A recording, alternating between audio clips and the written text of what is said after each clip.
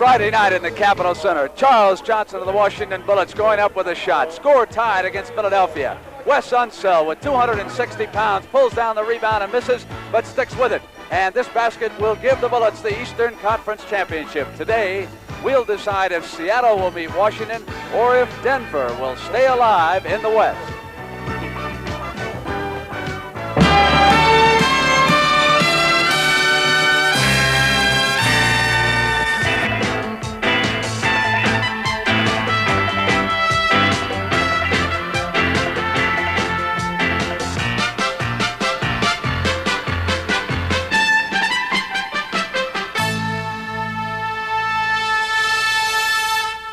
The NBA on CBS. Today's playoff game is sponsored by Light Beer, everything you always wanted in a beer and less. STP products for the man who takes good care of his hard-working car. And by all the new 1978 Chevrolets, now at your Chevy dealers everywhere.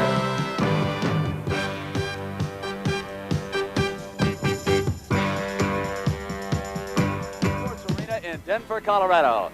Good afternoon, everyone. I'm Brent Musburger, and right off the top, a very happy Mother's Day to all the mothers in attendance here on this Sunday afternoon watching NBA basketball on CBS. A pleasure again to bring in Rick Barry. And Rick, what a matchup job Dennis Johnson's done against David Thompson. It certainly has been a key factor in this series, Brent, and I still think that if Denver is expecting to win, they have got to get more diversification in their offense. We talked about that a great deal. Let's see what happens.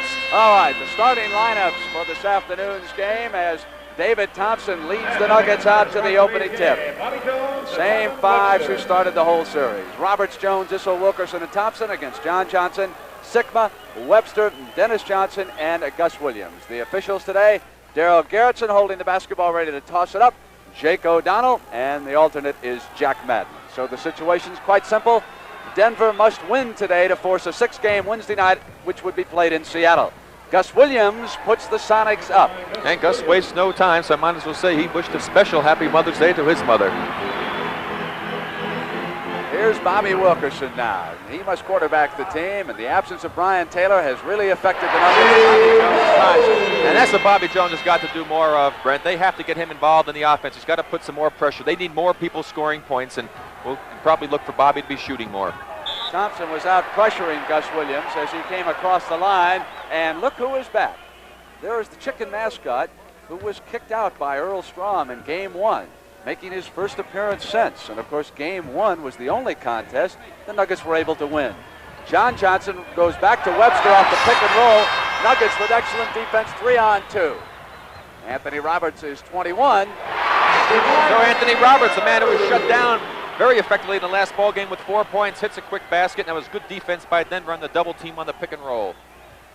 Thompson is there to greet Williams. Webster is out high. Ball goes to the left side. John Johnson coming in. Foul by Roberts.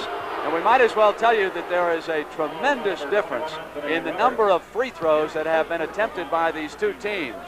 174 have been shot by Seattle and only 100 by Denver. Rick, why do you think that is? I think perhaps Denver is trying to be much more aggressive on the boards. They were hurt so badly during the regular season. They've done a great job with it so far, but they're picking up a lot of extra fouls. 2 field goals for Gus Williams. Tied at 4, 10 minutes and 50 seconds to go. Thompson maneuvers in. Sikma reached through on him, and a foul is called. Jack Sikma has been in foul trouble in a number of the ball games, and Bobby Jones has done one whale of a job on him. He shut him down effectively during the regular season. He's doing a great job against him here in the playoffs. Rick, when you're trailing 3-1 and you have a tremendous individual talent such as David Thompson, is it not possible that they could turn him loose today? There's a very good possibility of that, Brent, but also he still has to try to play within the framework of the team concept. Wilkerson cleaned up Issel's miss and dished off to Jones, who was moving for the rebound, but that's a 3-second violation. And that's just a bad break for Denver. It was a fine pass off that time to Bobby Jones. He just couldn't get the handle on the ball. Would have been an easy basket. Wilkerson awaiting his man. Thompson is there at midcourt. Nuggets are trying to pressure the ball up high. Here's Sikma. And so all of the players who have not shot the ball all that well the last few games are responding early. The horse on the drive, and it's 7-6. Nuggets lead on Danny Issel's hoop, and he's played a whale of a series. Williams goes the length of the floor. Gus Williams at his best right there. That's 6 points already for Gus, 8-7. And back up the Nuggets and Wilkerson.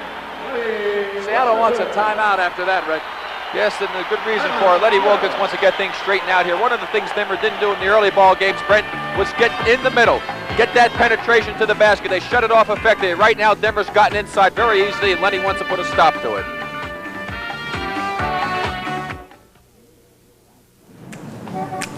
When you order a beer, do like Smoking Joe. Order light beer from Miller and say no more. It's got a third less calories than the regular beer. Light tastes great, y'all, but listen here. It's not the thing that makes me shout. Light's less filling, and that really knocks me out.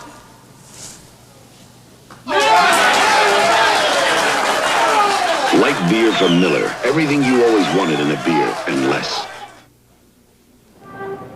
The Dutch Masters buyers are in France for the international auction of rare African Cameroon tobacco.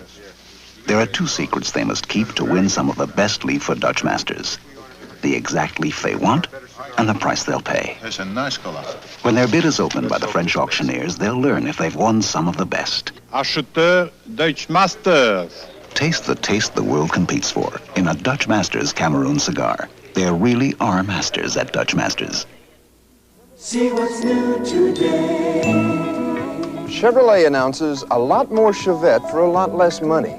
New Chevette standard equipment includes a radio, reclining bucket seats, white-wall tires, console, sports steering wheel, a 1.6-liter engine, 18 new standard features in all, plus a wide hatch, carpeting, front disc brakes, rack and pinion steering, and more. The 78 Chevy Chevette. A lot more car for a lot less money. Next Saturday on the CBS Sports Spectacular, the Motorcycle Jump-Off Championships and the finals of the Dallas Cowboy Cheerleaders Competition. Rick, have they asked you to come down and help judge that competition? No, my wife wouldn't let me go. Well, it's catching on, isn't it? The Los Angeles Rams will unveil the group. I think they'll be known as the Sundancers. 9-8. Denver leads here. 10:04 to go in the first quarter. Brent, if this is any indication, 4 for 5 from the floor from Denver, 4 for 4 from Seattle. We may have the finest offensive game by either team in this series. Neither team playing exceptionally good from the field, shooting only a little over 40%. John Johnson waited for two cutters and then took it himself. Roberts yanks it off. One team foul apiece. If Denver wins, Game 6 Wednesday night. If Seattle wins, the championship will open Friday night. Thompson's all alone. Yes, that time Johnny Johnson was going out to the man. Didn't see David coming in the middle. Just lack of communication on the defensive part. 11-8, a three-point Denver lead. 9:24 to go in the first quarter. The Washington Bullets, no doubt, watching. Webster on the drive, stepped out of bounds. It'll go to the Nuggets. Lenny Wilkins now.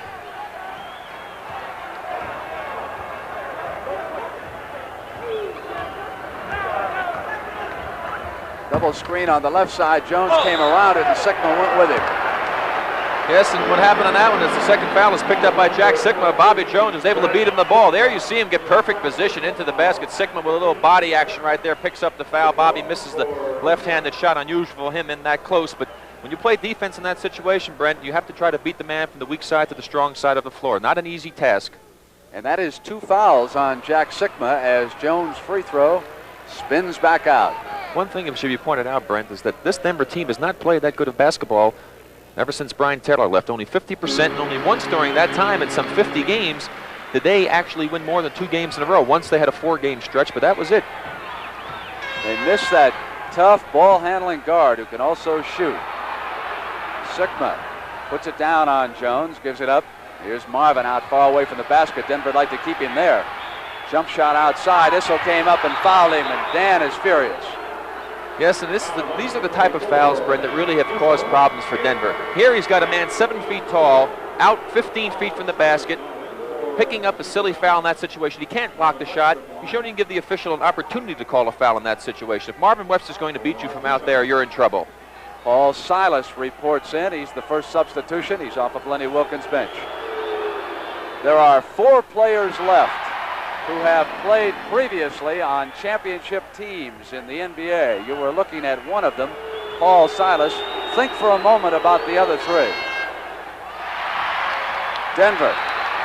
They lead it by 4, 8:44. Dennis Johnson checks over the right shoulder for the pick. Thompson takes him over to Issel and uses the screen. And that's what David's got to do, Brett. He ran his man, Dennis Johnson, behind the screen. He didn't waste any time, went right up and took the shot. He's been a little hesitant before, especially when he's got a one-on-one situation. Shooting less than 40%. The first 4 games of this series. Denver's defense tough. Webster waited a long time for an open man. Wilkerson is out there on Dennis Johnson and a 3-second violation.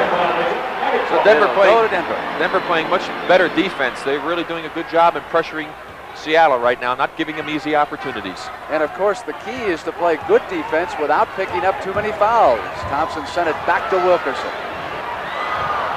Webster, lead to Williams. Wilkerson goes to cut him off, and no. Another violation, and the Sonics turn it over on that illegal dribble. Here's the play again. There you see Gus. He put it down. He picks it up, puts it in the other hand. You're not allowed to do that. Double dribble. 14-8, 7 minutes and 50 seconds. Jones.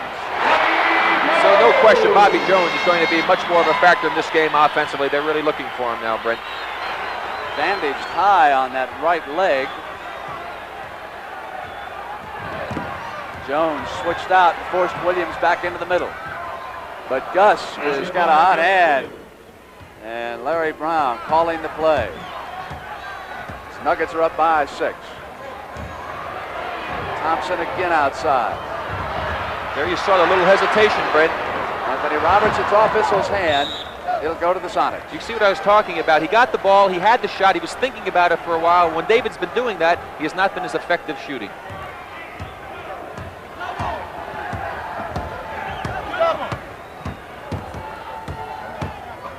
Dennis Johnson fouled by Wilkerson as he tried to come around the horn.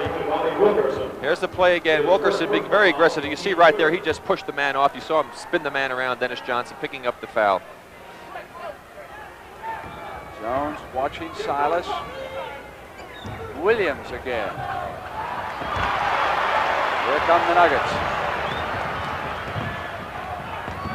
Quickly to Issel. Up in Marvin Webster's face that time. And you talked earlier in the series about Dan Issel getting up and down the floor. He is really hustling. He just out-hustled Marvin Webster up the floor and got good position. It's an 8-point Denver lead. 6:35 to go in the first quarter at McNichols. Denver is all over the ball defensively. Silas spins one in. They'd settle for Silas shooting every trip down the floor. Issel, the cutter, traveled. Darnell Hillman checks in. The Nuggets trainer has been busy. There's tape all over Jones, Wilkerson, and Darnell. Chopper loves it.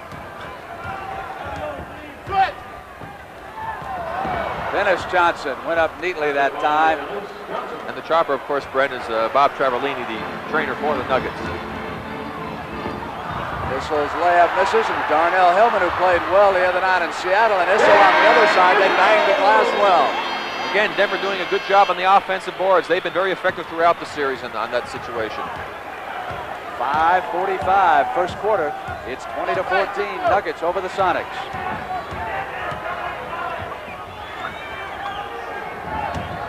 Webster.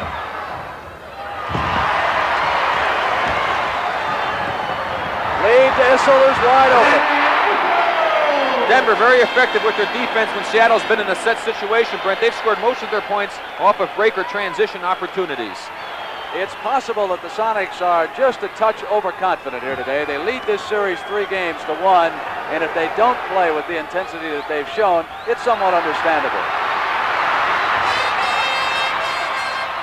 Hillman, the cutter. Anthony Roberts. Paul Silas just shoved this man out of the way and got away with it. Johnson to Williams. Again, off the transition, Brent. When they set up, Denver's defense has been very tough. They may need Freddie Brown before this is over.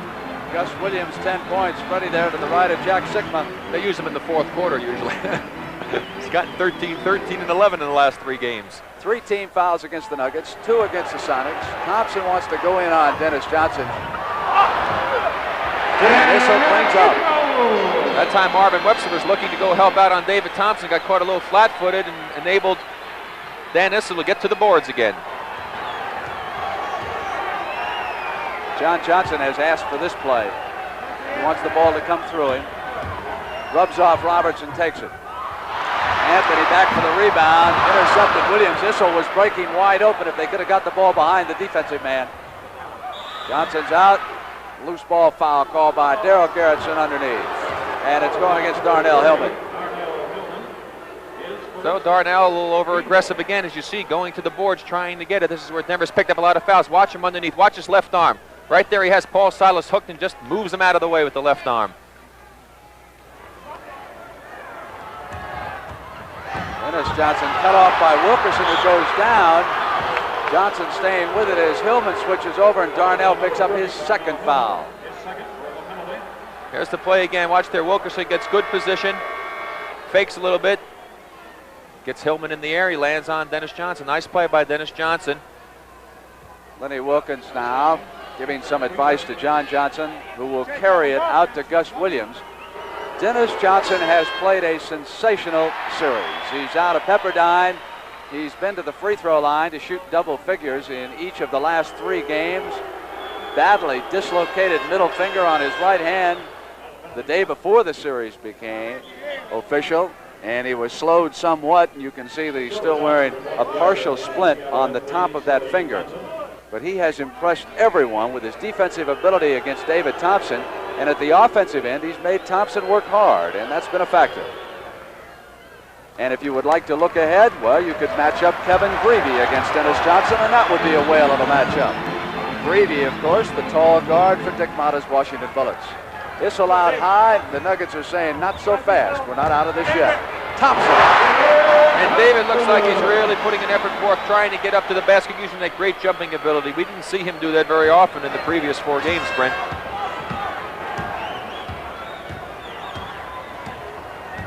It's an 8-point lead by the Nuggets and 3:24 to go in the first. Wilkerson on Dennis Johnson. Again, good defense by Denver.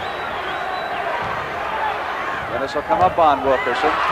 Issel off now. It's 3-on-1. Nuggets should convert here. Roberts. Well, I'll tell you, this Denver team is playing the best basketball that they have played so far in the series. No question about it. And as you pointed out, Seattle seems a little flat, Brent. As we seem to play here, Wilkerson coming down. He draws Gus to him, goes in the air, makes Gus commit. Pitches off to Roberts, the foul on the arm, the follow-through, the dunk shot, and Denver is pumped. And as a result, they have taken a 10-point lead in the first quarter. But as we pointed out so many times, when Denver gets ahead, for some reason they lack that killer instinct. They invariably let the other team back in the ballgame. There's a long way to go here. Let's see how Seattle can do it. They have to take the time, get their offense going a little better, chip away at it. That's the time left in the first quarter. Sonics trying to set up. Johnson goes one-on-one and makes it. The Sonics are not one of the better setup teams in the NBA, but if you get into a running game with them, you must beware because they have got talent and depth at guards. Johnson and Williams to start, and Freddie Brown off the bench. But so far here, Denver has dominated, and they've asked for the timeout. The Kawasaki KZ400. Morning, Mr. Thomas. So easy and fun to ride. Morning, Mr. Thomas. People ride it everywhere. It's slender, nimble, with a smooth, dependable electric start 4-stroke engine. Front disc brake, the works. The price? See your Kawasaki dealer. You'll see why it's the best-selling 400cc bike in America. Hey, who took my parking space? Morning, Mr. Thomas. Kawasaki, let's the good times roll. Kawasaki, let's the good... Get up there.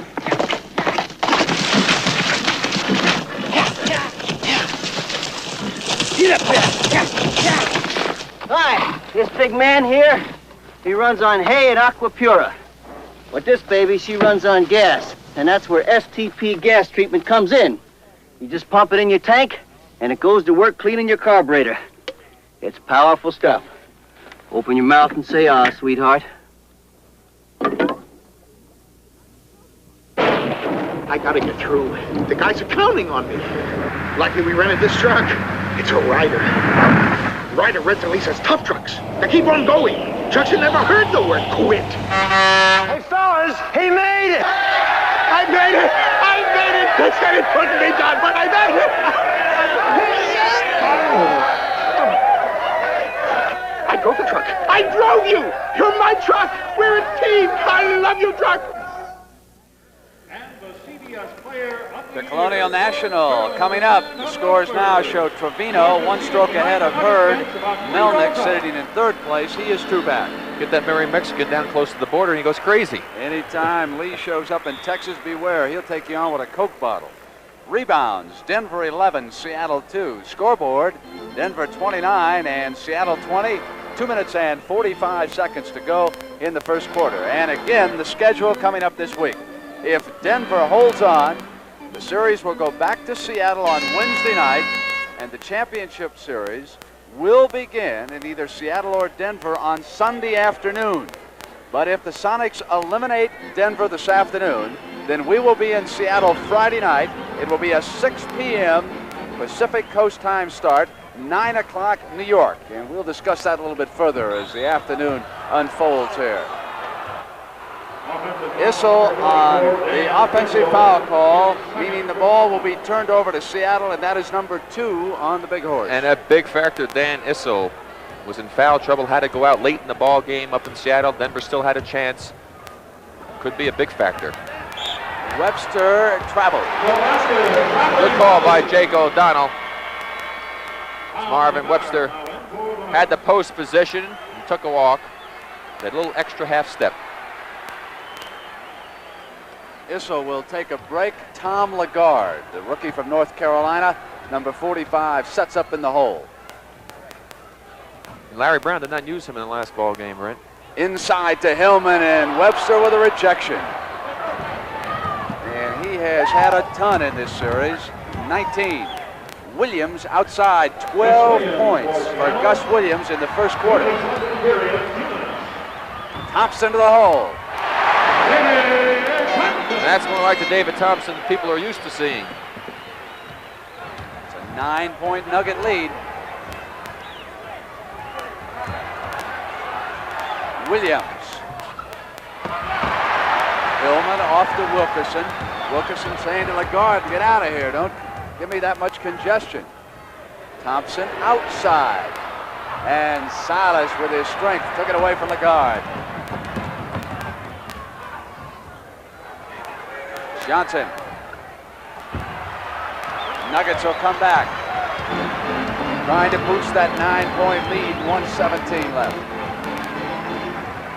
Ralph Simpson up. He'll come in soon for Larry Brown. Lead now to John Johnson. Anthony Roberts comes back on him, and John takes it to the basket for Seattle. And a good transition basket again by Seattle off the fast break situation. David Thompson, if he tries that move, he's never going to get the shot off, Brent. When he makes a spin and turns his back, Marvin Webster will be there every time down low. Darnell Hellman looking a little weary as he goes down the floor. He's got possession right now. Here's Lagarde. Again, Denver getting inside the Seattle defense, something that they were not doing very effectively in the previous ball games. Thompson awaits Gus Williams. Wilkerson has been taking Dennis Johnson all the way. Double team on Webster. He traveled again. Ollie Walker now in for Seattle. Ralph Simpson and Matt Calvin now in for the Denver Nuggets. Matt Calvin checks in. There he is. And Ralph Simpson. And Ralph Simpson has not been playing the type of basketball he played in the last series against Milwaukee. They certainly can use him to get a resurgence here. In effect, Denver going with 3 guards right now. Wilkerson is at the point. Simpson and Calvin are on the wings for the final 8 seconds, and Bobby Wilkerson takes it all alone. If Bobby Wilkerson starts to score points, it's going to be a big plus for the Denver Nuggets. We've come to the end of the first quarter, and the Denver Nuggets, who must win this 5th game, the force of 6, have dominated all the way. They lead Seattle by 11 points. The Road Handler, Sears' best steel-belted radio. It ran the rugged route of the Pony Express with even more traction than the Sears steel-belted radio that beat the Baja. Sears Road Handler has a wider radial design with 2 steel belts under a deeper, broader tread for a bigger footprint and better traction. Laboratory tests show better traction for wet curves, better traction for slippery hills, better traction for stopping. The Road Handler, from the home of the radios, Sears. Outward bound, Rota, Spain.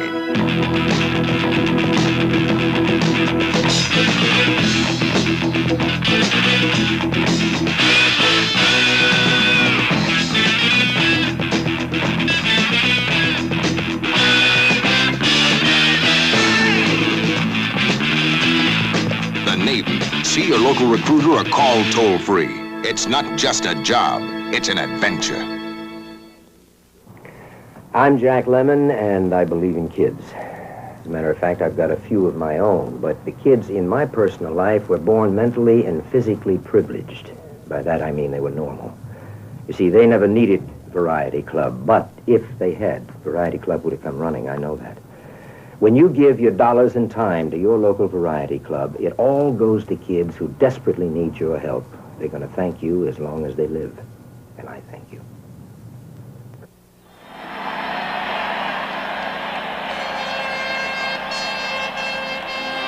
The preceding announcement was brought to you as a public service by the National Basketball Association.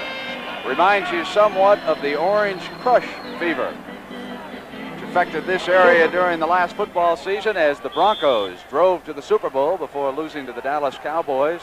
The story of the first quarter is a simple one. Rebounding, Denver 14, Seattle 4. 5 offensive boards for the Nuggets, none for the Sonics, and an 11-point Denver lead. Fred Brown on the steal. Lead to Silas. Cut off by little Mac Calvin, and Fred comes back down. He'll try to give him some quick offense if he can. Wally Walker in. And if you are still thinking about those other 3 who are active, who played on championship teams, Wally Walker was with Portland last year. How about Bobby Dandridge, now with Washington? He played with Milwaukee. And CJ, Charles Johnson, as Lagarde gives it up. Johnson played on the Golden State Warriors title team with Rick Barry. Now the big question, Brent, can Denver still keep the momentum going for themselves, or will they let down and let Seattle right back in this ball game? Simpson will take Williams. Calvin is over on Fred Brown. Jones cut off Sikma. Silas with a bad pass. Thought it was a man in green, and Calvin will go to the basket. Back to a little burst of speed. Paul Silas made a mistake. He tried to palm the ball on the fake. It slid out of his hands, and an easy opportunity for Denver. You should see the intensity in Mac Calvin's face right now as he comes back to defend against Fred Brown, who's going to try to post him up. There they are. Freddie's trying to swing free. They're going to go to him when they can. It'll be Sikma. Simpson is off. Brown cut off the break, but Simpson keeps on coming. That was a nice move by Ralph Simpson. He looked to the right. Jack Sikma had Bobby Jones over there, and he froze Jack Sikma and penetrated right by him when he saw the opening. Nice play. You take a look at it right there. You get a little look to the right side. Sikma got frozen. Simpson takes it to the hoop, but again, Denver getting inside the Seattle defense. We're the Van Arsdales, Tom and Dick. We're identical twins, and we drink identical beers. Light beer from Miller. We love it. The best thing about light beer is it's less filling. Great taste. Less filling. It's got 1/3 less calories than the regular beer. Great taste, Tom. Less filling. And I'm not Tom. You are. I'm Dick. You think you are, but you never were. Light beer from Miller. Everything you always wanted in a beer, and less. The man who placed this ad in London in 1900 was looking for very dedicated people. So are we. Because to be an IDS representative, to help people and companies manage money our way, you have to want very badly to be the best in the business. It's not easy. Only 1 out of 8 who apply will get the job. If you think you're that one, man or woman, call us.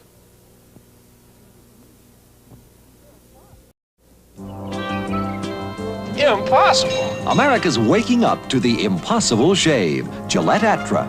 The first razor with a head that pivots to follow every contour of your face for closeness with comfort you never thought possible. Impossible. This Atra face-hugging action keeps twin blades at the perfect angle. Such closeness with so much comfort, it's impossible! Gillette Atra. Yes, the impossible shave is here.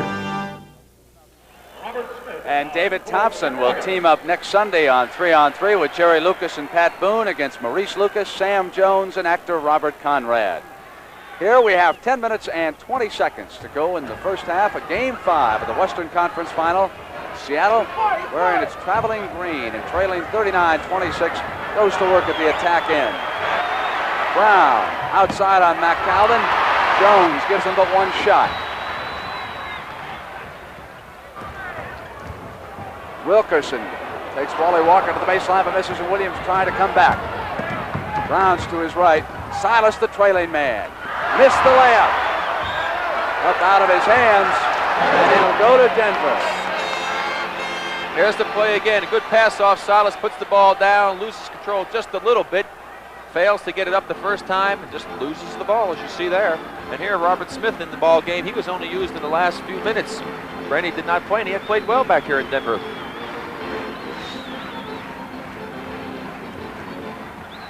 Simpson tosses one up on Walker. Here's Wilkerson, blocked by Brown.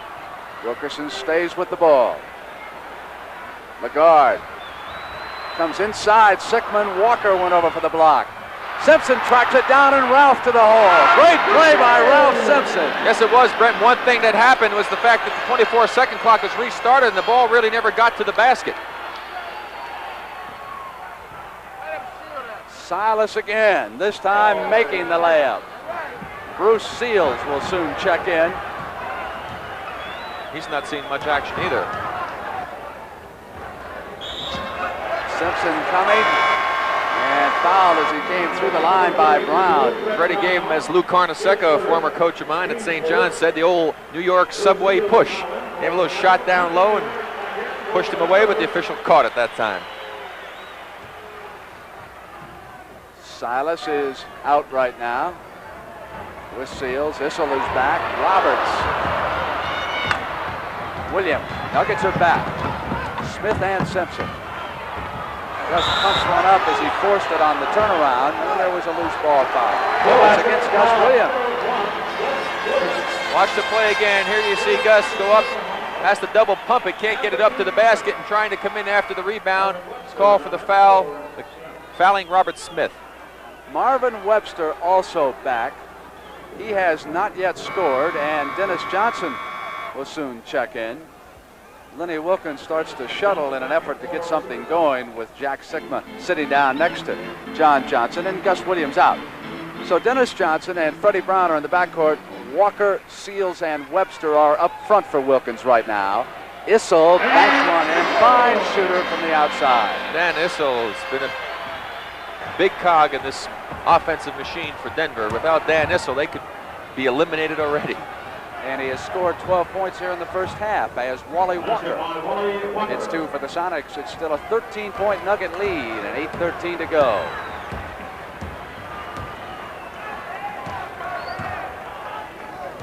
Sonics have not been applying that defensive pressure that they demonstrated against the ball coming across the line in the 2 games previously up in Seattle. David Thompson reports back in.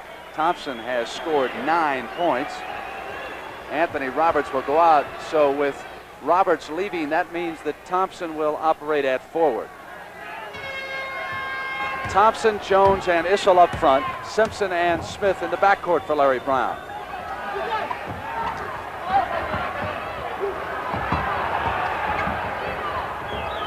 Shot clock inside of 10, and it's Bruce Seals. Nuggets. Sonics not getting the offensive boards. Issel on the power layup. Freddie Brown trying to pick up the offensive foul with an acting job out there. Denver's gotten more breaks in this game, Brent, than any of the ball games, I think, so far in this playoff series. They have played much better than Seattle so far in this game, too.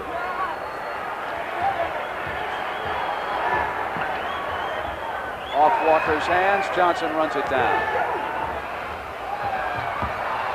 At the buzzer, the miss, and here they come again. So they're giving the Sonics about one shot. They're shooting layups. David Thompson's been moving his game around. Simpson goes back to Issel, who was all alone. Denver just playing excellent ball, and they are keeping the pressure on. They're not letting up in the least little bit here.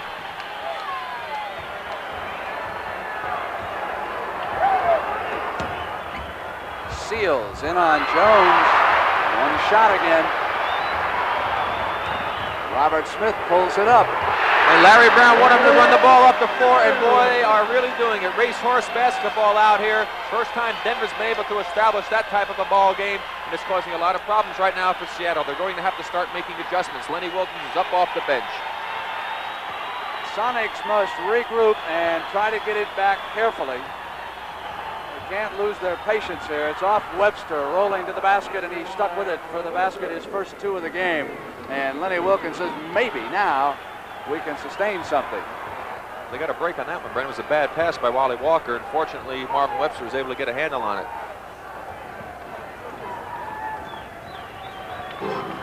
Simpson comes out to meet the ball. So Ralph Simpson looks like he's breaking out of that slump that he was in. Picked a very opportune time to do that. In the game Denver won, their bench contributed a lot more. Smith trying to go with Brown.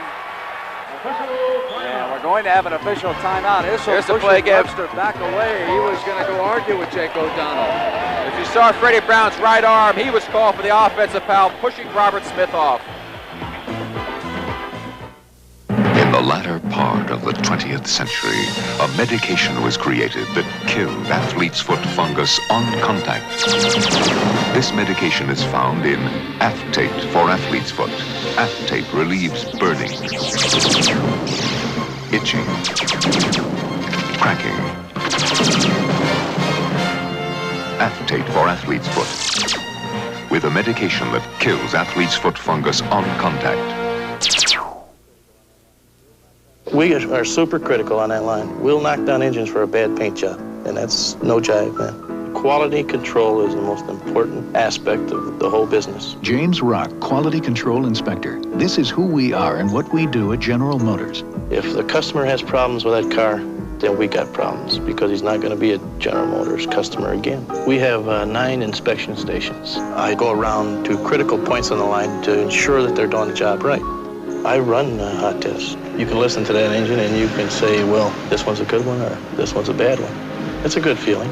It's a little feeling of power. There's nobody going to overrule you.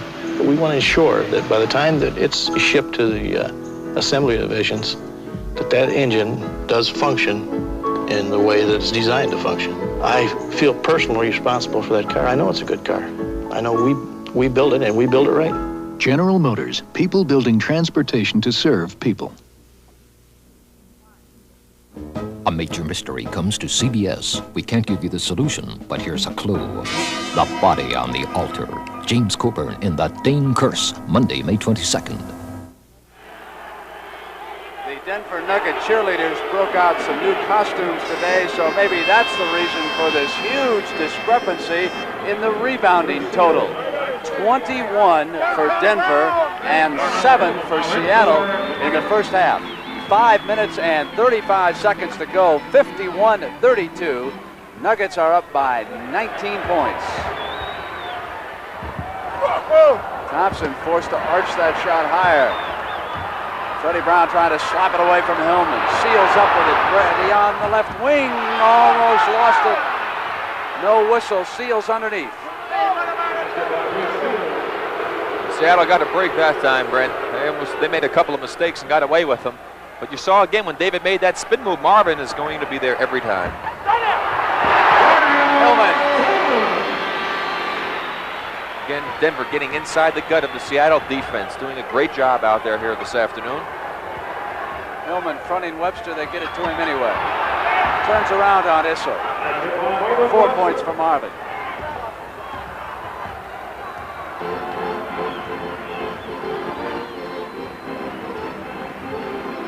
Thompson an attack forward right now, but Dennis Johnson is taking him because he's played him so well in this series. Wally Walker there with Simpson. It actually is switched out on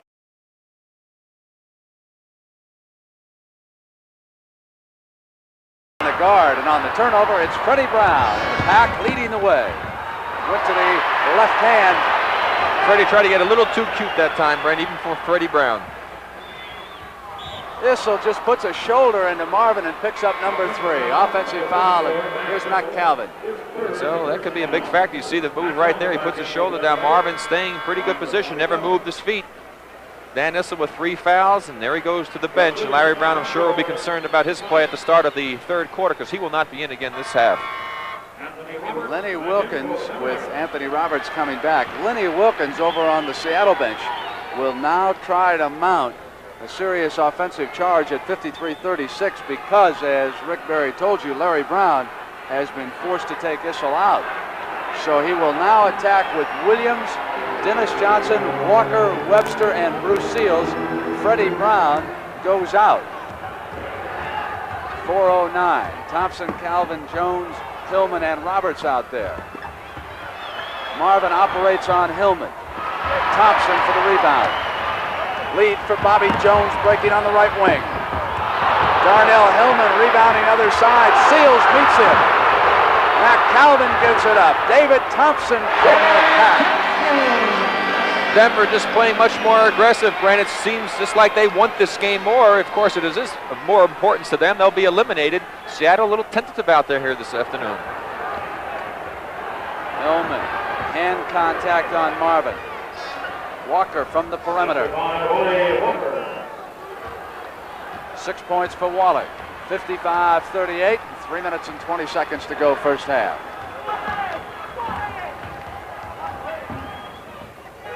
Hillman had the screen. Jones wanted him to shoot, and he didn't. Shot clock down toward 5. Roberts with a big offensive rebound basket for the Nuggets. Offensive boards again hurting Seattle. Difference is about 9-2 now. Denver. Webster's shot misses. Wilkerson and Silas will come in. Denver takes a timeout, Brent. This game is so reminiscent of the game when Seattle went down to play Portland leading 3-1. They went down there. They came out the same way they came out here this afternoon. Portland did a number on them, and they better watch it here. DuPont presents the car wax with the watertight guarantee. Rain Dance. It's guaranteed to shine longer, to bead water longer, guaranteed to last longer than the leading car waxes. Or DuPont gives you your money back. Repeat. Rain Dance is guaranteed to shine longer, to bead water longer, to last longer. The Rain Dance guarantee is watertight. Sir, what's the hurry? Going to rent a car. Oh, well, you don't have to run. Gotta run. Oh, no, if you had an Avis Wizard number, you could walk. Walk? Call toll-free and let our Wizard system do the running. Just show a major credit card, license, sign, and get the car. I don't have to run through airports? Not with Avis. I can walk through airports. We try harder, Avis. Avis, we don't know another way. I'm walking through airports. Let's buy our small computer from the giant computer company. You can't beat Goliath. No. Right, David? Sir, let's go with Wang. Nobody makes a better small computer or a word processor. They're giant killers. It happened before. It can happen again because nobody's hungrier than Wang. He's right. Two excellent shooters hook up on Horse this afternoon at halftime. John Williamson of the New Jersey Nets against Paul Westphal of the Phoenix Suns. We'll also have Pepsi Hot Shot competition, and Jimmy the Greek will be along here live. So now we got 2:47 to go. First half, 57-38. It has been Denver all the way. They trail in this series 3-1. If they win, they go back to Seattle on Wednesday night. And free throws have not been a factor in this game, Brent.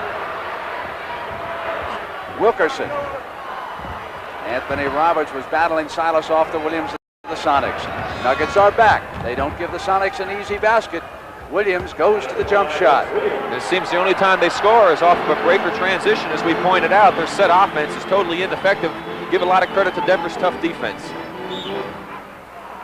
Anthony Roberts colliding into Seals, and Roberts is called for the offensive foul that results in a turnover. Foul number 2 against Anthony. Neither team shot a free throw in this quarter, Brent, and 3 for 5 for Denver in the first quarter, 2 for 5 for Seattle. So, as you say, a very foul-free ball game, considering what's taken place in the first 4. 2 team fouls against the Sonics, none against the Nuggets. Seals.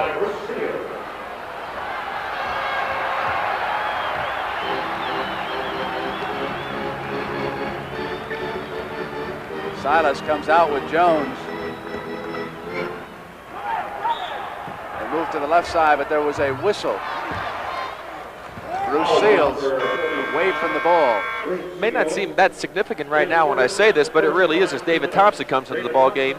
It's a 15-point lead right now for the Nuggets. If they could have gotten it up over 20 points, psychologically, that means a heck of a lot more than going down with 15 or 13 points at halftime. Thompson takes it back from Elman. Goes to the outside shot. 13 for David.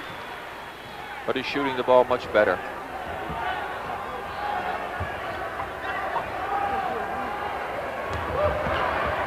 Seals. Elman gives the Sonics just one again. Not a good shot by Bruce. The Sonics would have to hit a blistering pace the way they have not rebounded. At the other end, it's been all Denver getting a second shot. They're not screening their men off the boards. A breakdown on the defensive end, and you can see 61 points for the Nuggets already. This Seattle team is known for keeping their teams under 100. When they do that, they win almost all the time. Offensive foul against Paul Silas. Seattle can't do anything right, and Denver can't do anything wrong. It's been that kind of a half, and it shows up on the scoreboard, 61-42. And now they have that opportunity, Brent, as Bo Ellis comes into the ball game, to get it up over 20 points. And believe me, it is a big factor psychologically. When you're trailing by 20 points, it doesn't do too much good for your mental frame of mind. Wilkerson and Dennis Johnson were battling, and Wilkerson is called for the foul. His second. Jake O'Donnell, Darrell Gerritsen saying, fellas, we're not going to let this game get out of hand. Doing an excellent job out there officiating this game. Marvin waiting. Rolls the left-hander in and out. 30 seconds. Lead to Jones, who's met down there by Marvin Webster.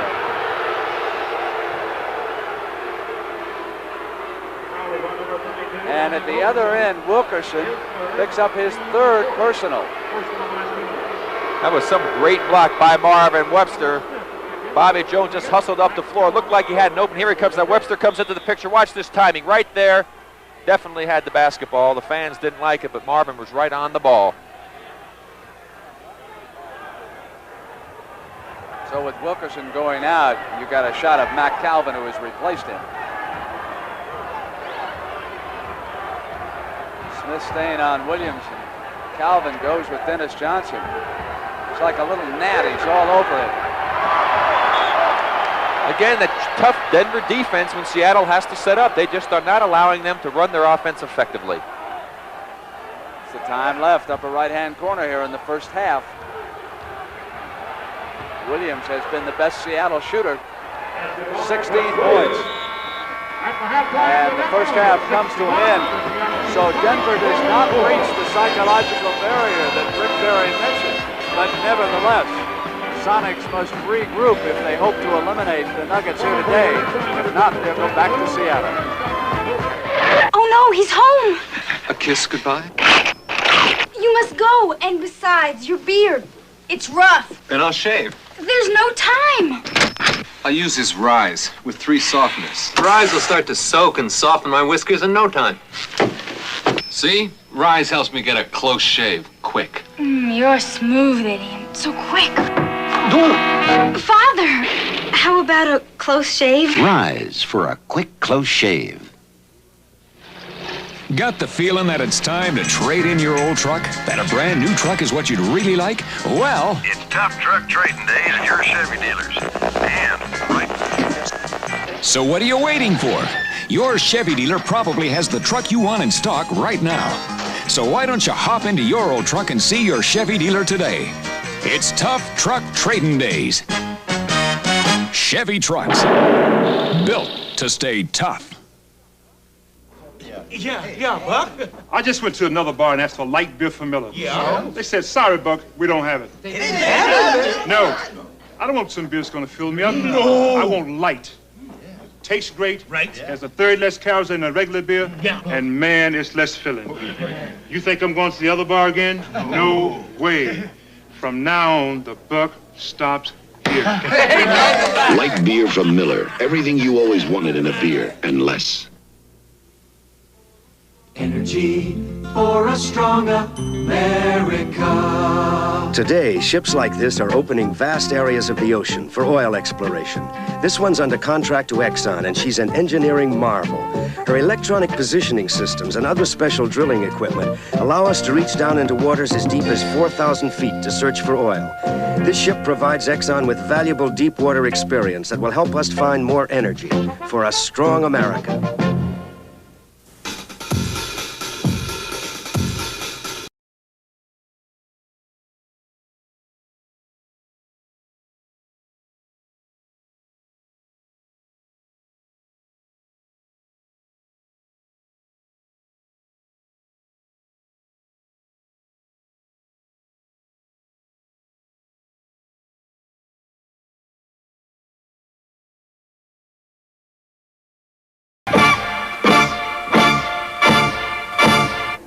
Hi everyone, I'm Don Cricky, and today our CBS horse competition continues in the quarterfinal round. I guess if you've ever played basketball, you know the game of horse, where you must duplicate your opponent's shot. A miss means a penalty letter. 5 misses, 5 letters, that spells horse and you're out.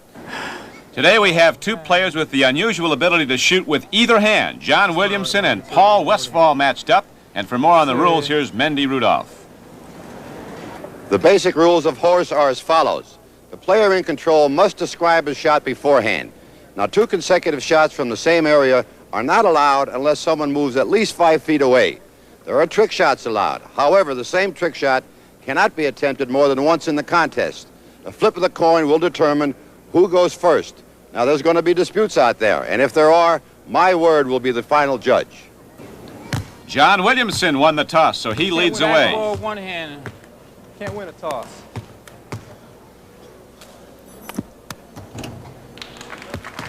He has a remarkable ability to put the ball in the air without using his other hand. He bounces it, picks it up, and just fires away with the one hand. And he puts the first letter up.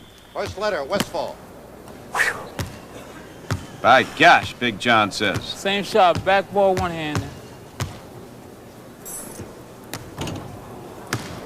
Control goes to Westphal. And that's something you don't want if you're playing Paul Westphal, Westphal, because he's got tricks you haven't seen before.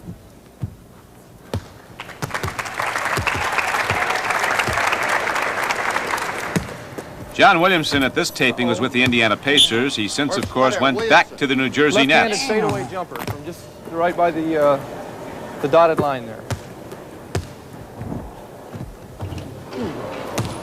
Williamson, control.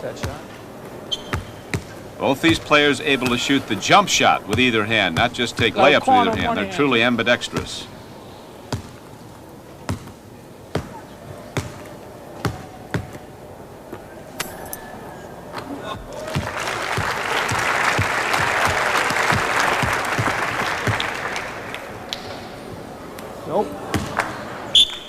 So Westphal missed it all, and now he has a problem with 2 letters up.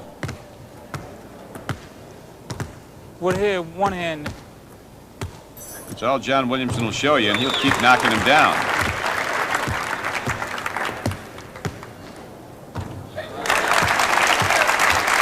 So Westphal hits a clutch shot. Corner one hand. Westphal, control. Go back to the left-handed fadeaway. Here he is shooting with the wrong hand. He's normally a right-handed shooter. A left-hand fadeaway jump shot by Westphal. So that's just a jump shot, right? Yeah, fadeaway jumper.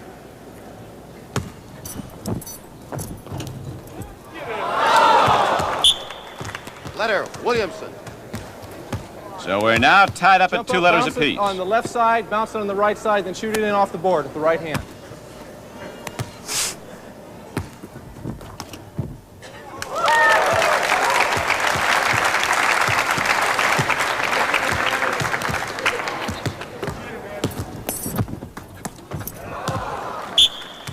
Letter Williamson. And Westfall comes from behind now to take the lead 3 letters to 2, and he still has the shooting advantage. Bang it on the back of the backboard and take it and shoot a right-handed shot, not using the board on the other side. Swish. Okay? Swish.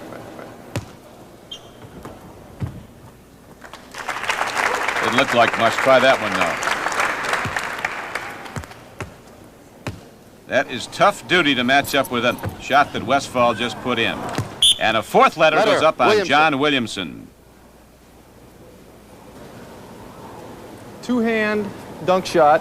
He doesn't have to dunk it, but you have to touch the back of your neck with the ball and shoot it from the other side. I'm going to carry on past the basket and shoot it back going that way. You're going to bank it or swish it? No, swish it, swish. Swish it. So really what the all-pro guard from the Phoenix Suns are going to do is just slam it down with 2 hands. Oh, I just dropped it in, right? You don't have to drop it. John Williamson under a lot of pressure now. He's 1 letter from elimination. That's it. The ball game is over. Paul Westfall wins it. John Williamson goes out here at the Omni International Complex in Atlanta, Georgia. And Paul Westfall of the Phoenix Suns advances to the semifinal round.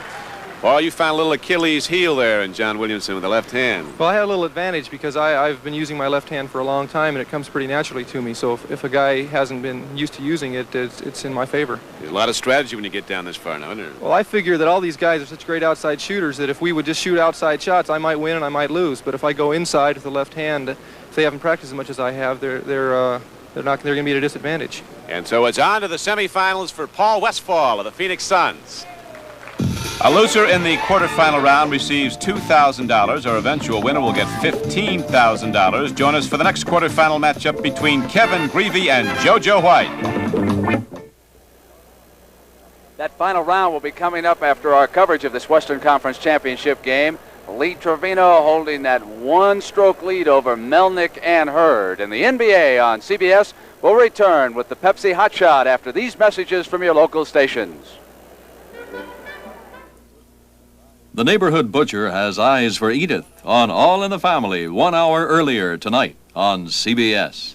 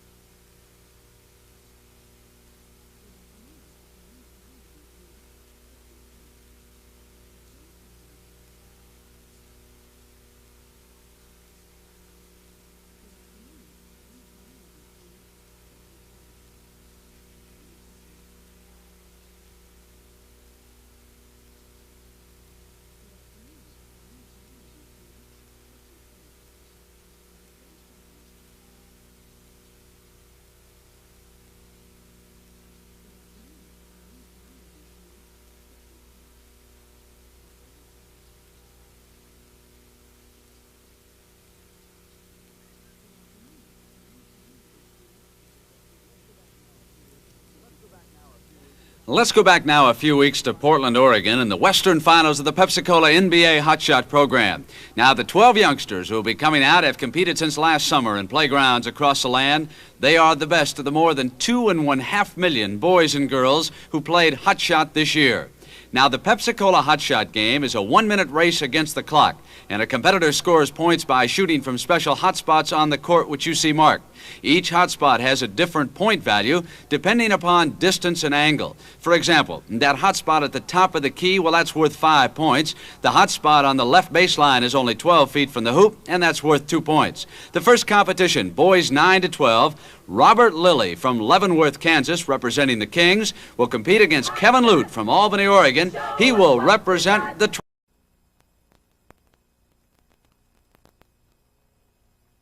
Right is leading 71-63.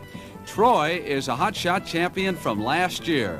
He won the boys 9 to 12 age championship, and he's the only champion from last year's hot shot competition to make it as far as the semifinals this year. But Brian, whom you are watching, is a fine athlete, a freshman at the Jackson School in Portland. He was a hot shot area finalist last year. He's also an outstanding football and baseball player. His dad was a marvelous athlete at Oregon State.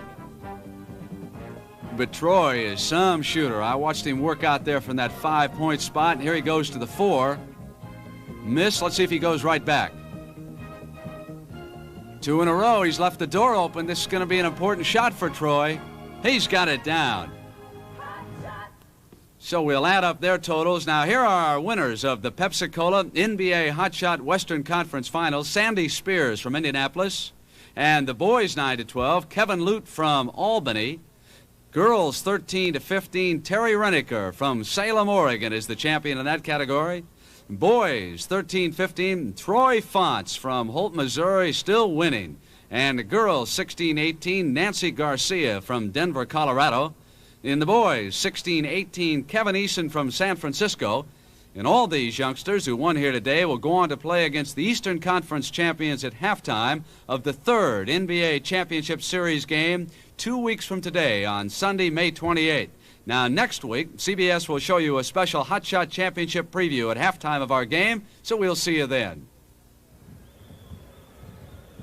On each of our NBA telecasts during the rest of the season, we're going to be selecting the Chevrolet Most Valuable Player. In conjunction with this award, Chevrolet will present a check for $1,000 to the General Scholarship Fund of the player's college or university. Now, any student may be eligible to benefit from that scholarship fund, and today's winner will be announced at the end of the telecast. Now, it's a pleasure to bring in my buddy, Jimmy the Greek, on this Sunday afternoon. Jimmy, what in the world am I hearing out of Oklahoma about that coaching staff? Internal problems. 3 of them have resigned already, and the faculty actually want Schweitzer to go. So Barry Switzer could be out at Oklahoma? Well, he's only lost 4 games in 4 years.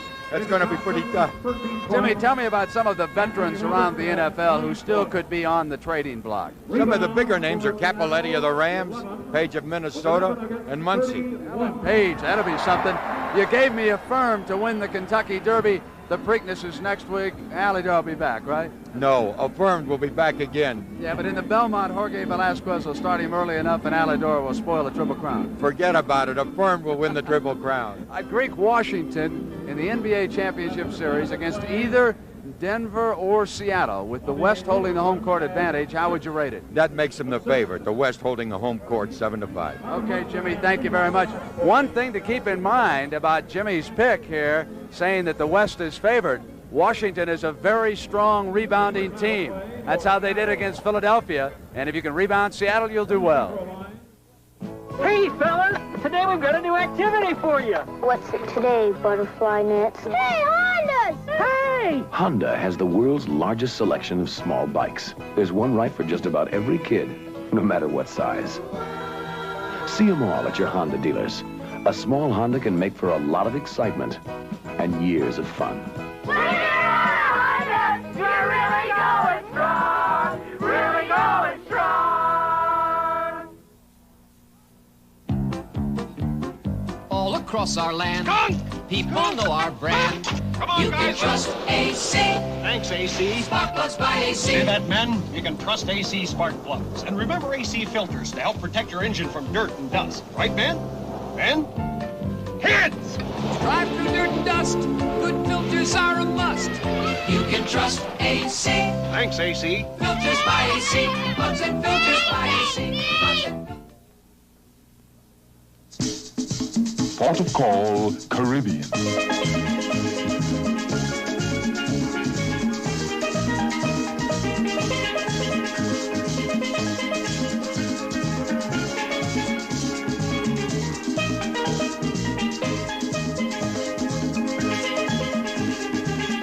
The Navy.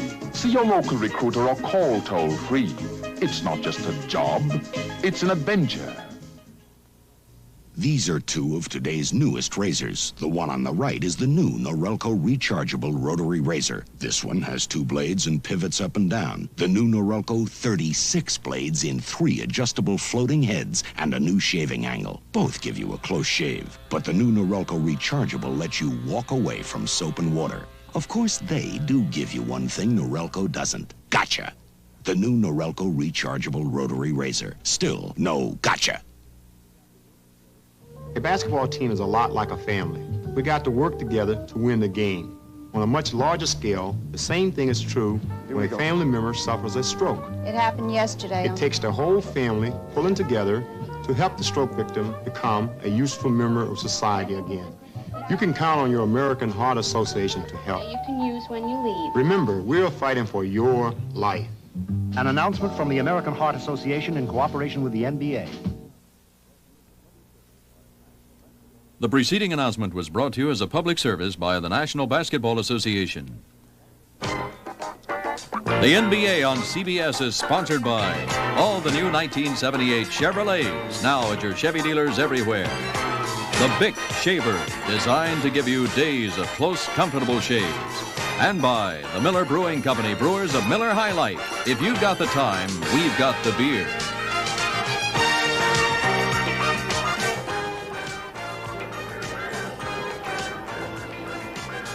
I want to amplify a bit on what I was touching upon with regard to the Washington Bullets against either of these two teams, Denver or Seattle, and it's reflected in the rebounding statistics from the first half here this afternoon. Denver, to a large extent, is staying alive because of vastly superior rebounding, 31-11 and 13-2 at that offensive end. Now, I don't happen to think that the Washington upset of Philadelphia is as big as a lot of folks seem to think it is. I feel that Washington went into that series matching up pretty well, which is what I said prior to the first game. Wesley Unseld, Elvin Hayes, Mitch Kupchak, they are hard to move out underneath when they go to work rebounding. And even though they will not have the home court, it is going to be a strong series, which is apt to pivot around which team rebounds the strongest. Now remember that Elvin Hayes and Wes Unseld are 0-8 in championship games, and David Thompson misses the first shot for Denver here in the second half, and we've got a foul immediately. Here's David making the move to the hoop. See him take it up. Looked like he wanted to go up and cram it, but he just didn't seem to have the elevation. Comes off the front rim there. He reaches in, whacks Jack Sikma on the arm. Backcourt foul to the free throw line. Jack Sikma for 2 shots, and of course neither team shot a free throw in that second quarter. Now, Seattle behind 61-44. The first thing you got to do is say you can get back in mentally, and that becomes a problem with Seattle. They lead this series 3-1. Game 6 would be back home, and in the back of every player's mind has to be the realization that even if they lose this one, they get a 1-game edge and they're going to go home. So it's tough, and Lenny Wilkins is going to have to keep the whip out. Jones shoots another layup for Denver. So here we go again. Nuggets, meanwhile, feel that they can win up in Seattle, even though the Sonics have won their last 19 in a row up there and come back to Denver Friday night for a Game 7. But they have their work cut out indeed. Marvin Webster against Dan Issel has played so tough. Johnson outside. Yes, Brenton, as Al Adams always said to us, hey, fellas, you can't walk out on the floor here and expect to win just because you're at home. So Seattle shouldn't try to rely on that. They better try to win this basketball game and end it here. Home court advantage not that important sometimes in a 7-game series. Denver has turned it over. Seattle trying to get a spurt going. In 2 of the last 3 championship series that I broadcast, the team that did not have the home court came away victorious, including Portland of a year ago, Golden State of 3 years ago. Gus Williams picks up where he left off early in the first half. Both teams shooting exceptionally good in this particular game. 48, almost 49% for Seattle in the first half, 58% for Denver. Sikma knocked it away. Roberts was right there. Sikma got back. And Marvin Webster off. And the Sonics trying to rally. 63-50. Williams outside. And here they come. 63-52. Denver's got to call a timeout immediately and try to re-grab the initiative here. That's exactly right. And as we pointed out, this happens so often to this Denver team. They get a big lead. They just can't seem to hold on to it. They don't have that killer instinct. Presenting the amazing 1978 G30 Chevy van. There's a new look, but the same mammoth load capacity as last year. You can equip it to hold 296 cubic feet. Or Chavan, over 2 tons of payload. Plus, Chevy Van has the potential of becoming something very personal. 1978 Chevy Van. Seeing is believing. Chevy trucks, built to stay tough. The car can do a lap in 60 seconds. You can do the car in 19. And that's the way it has to be, because you don't win races on the track unless you win them in the pit first. And now comes Miller time. Time to head for the best tasting beer you can find. Miller High Life. Miller beer. If you've got the time, we've got the beer. Miller beer. The first thing you notice about the Bic shaver is that the handle is hollow, practically worthless. Bic put the money into their top quality bonded stainless steel blade. That's why Bic can charge only 19 3/4 cents a shaver. And each one gives you days and days of close, comfortable shaves. The Bic shaver, hollow handle, superior blade, incredible price. The second clue, the seductive heiress. Who'll solve the mystery and who'll survive it? James Coburn stars in The Dane Curse, Monday, May 22nd. Denver's David Thompson pulls up with the basket. 65-52, so the Nuggets respond immediately after Larry Brown's timeout. Williams back and Thompson is on him. Anthony Roberts goes with John Johnson. Bobby Jones is here on Sikma. Issel is there on Marvin Webster. Sonics trying to pick it up. Williams outside. And again, the Nuggets give them but one shot. Dominating. Issel is all alone. Williams got back and fouled him. Again, Dan Issel hustling down the floor. You'll see the pass there. Just gets over Gus Williams' hand. Not right to Dan so that he had a good control of it, but he is fouled. Gus Williams picking up his 3rd personal foul. And Gus, good sportsmanship there, of course, trying to prevent Dan Issel from getting hurt. And most players in this league are very good about that, Brent. They realize everybody's out here trying to earn a living, and I can't think of any player out there trying to hurt somebody else intentionally.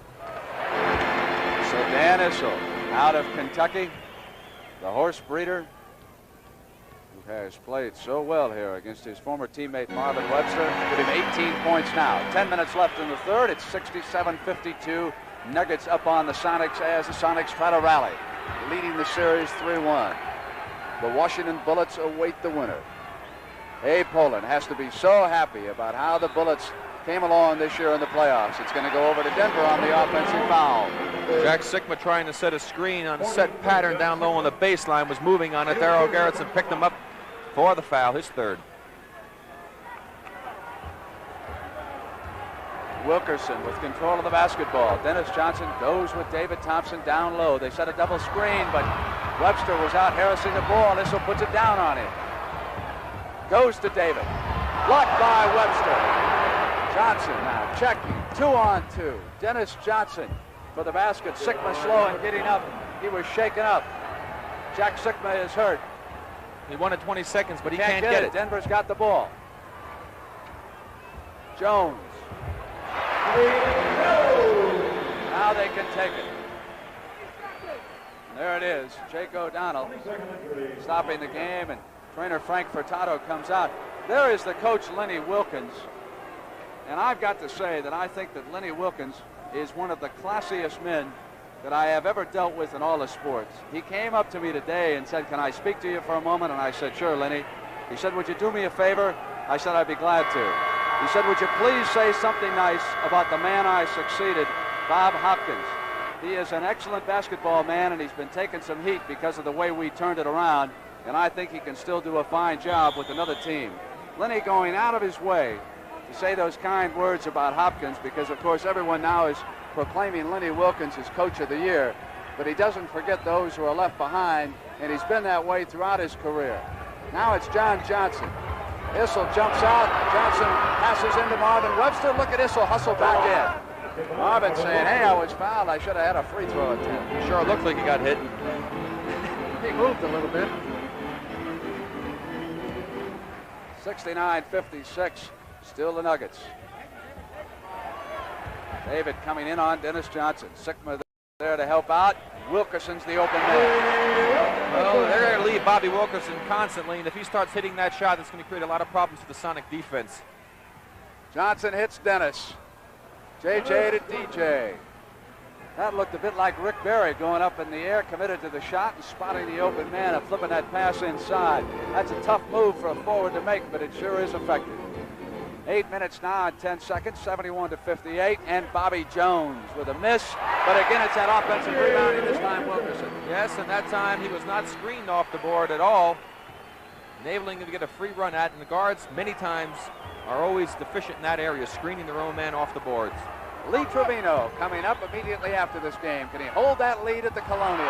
Issel off now to Wilkerson. Nuggets pressure, 4-on-2. Jones couldn't control the ball. There's the leaderboard. Trevino with that one-stroke lead on Melnick and Hurd, and we'll be going down there as soon as this Western Conference Championship game is over. If Seattle wins, our coverage of the championship series begins next Friday night, 9 o'clock Eastern or 6 o'clock Pacific time. Marvin Webster turn around on Issel. But if the Nuggets force a Game 6, regardless of what happens in Game 6, the championship will open next Sunday in the West. And that'll be a 3 o'clock Eastern time start for Game 1. Roberts in an inside position. Anthony Roberts doing a much better job here offensively. Had 9 points in the first half, only had 4 points in the entire game back in Seattle. 7 minutes now in the third and a 15-point Denver lead. Sikma getting in behind Jones, and there was a whistle. It's against Bobby, who was trying to keep him out. And watch the play right here. You see Bobby come up. He's going to try and get in front of Jack. There he is. He's muscling his way in. Jack had position. That's a good call by the official. Bobby trying to act a little bit, make it look like Jack was hooking him. So we've got a timeout here in Denver. 6 minutes and 57 seconds to go in the third quarter, and a 15-point difference. What would it cost to replace your car's muffler, including installation? Oh, I'd say about $50. No, wait, $45. It'd be around $30. I guess about $40. The aluminized Sears muzzler is only $19.99. That's half of what I guessed. It's hard to believe. On a Cadillac? Is that really true? $19.99. That's a terrific price, with installation included. That's something. Should have known it. Sears. The muzzler, only $19.99 installed. Only at Sears. The new Minolta XG7 35mm reflex camera is automatic, so you can concentrate on the action while the XG7 sets itself. All you do is focus and press the button. The optional auto winder even advances the film for you. With the XG7, you can change lenses fast, too. The Minolta XG7. Try it. You'll fall for it. Okay, big, green G. If National's going to be the best car rental company, we have got to hustle. Schultz, the last reservation call. 9 seconds, sir. Walsh, green light service means... Fast service, sir. Willoughby, before we rent this new Chevy, we check all 10 items on the maintenance checklist. And then we sign it. Sir. Okay, team, let's go. 10,000 people working for you. The big green team. Willoughby. We're National Car. From the Charlotte Motor Speedway, the CBS Sports Spectacular next Saturday will have that motorcycle jump-off championships. Then we'll have the finals of the Dallas Cowboy cheerleaders competition. The winners of that competition, no doubt, will be seen a lot on CBS next fall. Our directors, like Tony Verna, who's working this game, they love to take you to commercial, don't they? Looking at those pretty cheerleaders. Here we've got the Seattle SuperSonics. Dennis Johnson outside. Issel off now to Thompson. 15-point Denver lead. They try to add to it from behind a back dribble. Hillman working in now, and Webster into the passing lane. Thompson retrieves. David Thompson has got the range here this afternoon. He's shooting well over 60% here, Brent, and they need David to be playing that way. After he was under 40 for the first 4 games. Johnson waiting. Here is Sikma. Turns around on Hillman. Issel is down. Sonics can't sustain a rally, can they? And Jack Sikma has not been a factor at all in this series. Roberts. Thompson. So it looked like things were getting a little difficult there for Denver, and Seattle cut it down to 11, quickly back up to 19 points, and they have a chance to take control of this game. They'd love to put the orange crush on right here. 5:45 to go in the third.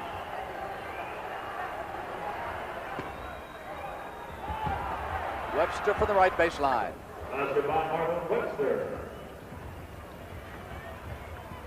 Nuggets attack on the right side. Thompson goes over behind Hillman. Wilkerson fouled as he came up for that shot. Jack Sikma will watch the play here as the pass to the books, and watch Sikma reach in, try to go for a steal. Just barely catches the arm. The official called the foul. Picked it up. That's 4 personal fouls on Sikma. Roberts checking with Larry Brown. Comes back with his teammate Bobby Wilkerson at the free throw line. And Paul Silas due to check in for Lenny Wilkins. 2 team fouls, Brent, on both clubs right now. Nobody in foul trouble, and just an excellent job being done out here by the officials, because you really don't notice them. They have not been a factor. 2 of the senior men, Garrettson and O'Donnell. 5:22, Webster retrieves. Williams trying to get the break going, but the Nuggets are back on defense. Webster with the screen. Wilkerson goes with Gus. Silas gets the ball to Marvin. Marvin on the jumper against Issel. 80-64. 5 minutes. Wilkerson signals the play. Dennis Johnson with his hands full. Got it back to Wilkerson, and Anthony Roberts the open man as Webster comes across, and it goes back to Anthony Roberts, and Issel is alone on the other side. That play just demonstrates how much Denver has dominated the rebounding story here today. They want this one more. There's no question about it. Johnson cut off by Wilkerson. Got inside of Darnell. Hellman snapped down, but Dennis Johnson gets it back for the basket for Seattle.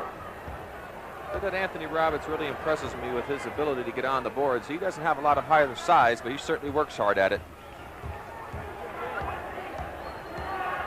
Issel and Hillman screen for Thompson.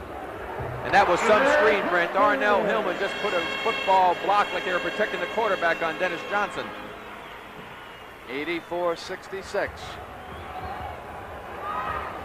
Johnson drills it right back. Larry Brown looking on from the Nugget bench. Trying to drive this series back to Seattle for a 6th game. Issel with 20. Pass batted right back to Wilkerson. The ball is bouncing right for Denver, and there's a loose ball foul. Anthony Roberts and Gus Williams are there, and the foul's on Gus. That's 4 fouls on Gus Williams. Shows you how things are not going well for Seattle. Ball just not bouncing their way here this afternoon. Williams on the steal, a lazy inbounds pass. And Gus burns them for it. That's exactly right. Darnell Hillman was just much too easy going to that pass, threw it out there, and Gus uses great anticipation and speed to pick it off. 7 baskets separate these two teams. 3:24. Silas watching Hillman. Darnell double pumped and came right back in on top of 3 green jerseys. Out of frustration, Darnell Hillman rushed in for his 3rd foul. There you go. You see him have to take a difficult shot. Knew he missed it, tried to crash to the boards, picks up a foul. So 3 quick mistakes by Darnell. And Larry Brown says, that's enough. Why don't you sit down? We'll let Bobby play for a while. One of the key defensive men in all of basketball, Bobby Jones out of North Carolina. 84-70 and 3:10. Johnson trying to rub Roberts off on the running right-hander. 84-72, so they've clawed back to within 12 now. They are within striking distance. This game never ceases to amaze me, Frank. Roberts to David Thompson up. Bobby Jones to Issel and Webster. Fouled him. Look He at was Dan. draped all over the horse's body that He got time. whacked pretty good on that right shoulder. You see him holding it. Marvin's over talking to him. He certainly didn't do it intentionally, and that can really hurt, Brent. I got an elbow once like that. And started to cause some calcium deposits. Here's the shot coming up right now. Bounces off the boards. Jones with the ball. Makes a fake. Gets Marvin to commit. Dan tries to go up. Gets whacked hard. See what's new today. Last spring, 227 specially equipped Chevy Nova police cars were delivered to the Jacksonville, Florida Sheriff's Department. Now, that's a tall order, but no surprise, because law enforcement agencies in 47 states have made Chevy Nova America's best-selling police compact. Now, a lot of the things the police look for in a new car are the same things you'd look for in a new car. Reliability, performance, and value. Chevy Nova, a wanted car, now more than ever.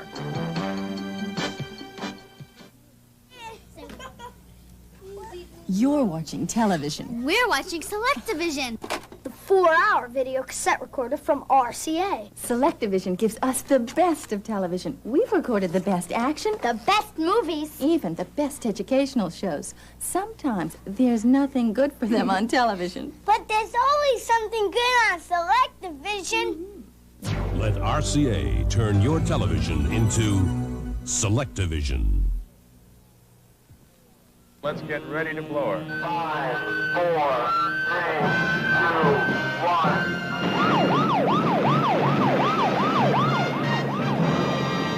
1. Now comes Miller time. It takes as much skill to bring down a building as it does to put one up. And now's the time for the best tasting beer you can find. Miller High Life. If you've got the time, we've got the beer. Here's what you made room for. Miller beer. He went the wrong way. There's Dan Issel with his back to you, and the trainer, Chopper Travaglini, had applied some ice to it. And a reminder that if Denver wins here, and again Wednesday night in Seattle, then CBS will be back in Denver Friday night for the 7th and deciding game. But Denver has a lot of work ahead of it before we can talk about a 7th game. If Denver wins this game, however, no doubt what happens after that. The first game of the championship series will be next Sunday. If Seattle comes back here, we'll start the championship round Friday night. 2 minutes and 46 seconds to go in the third. Now I know why Dan Issel was complaining. He felt they should have been at the free throw line. Wilkerson off of the shot.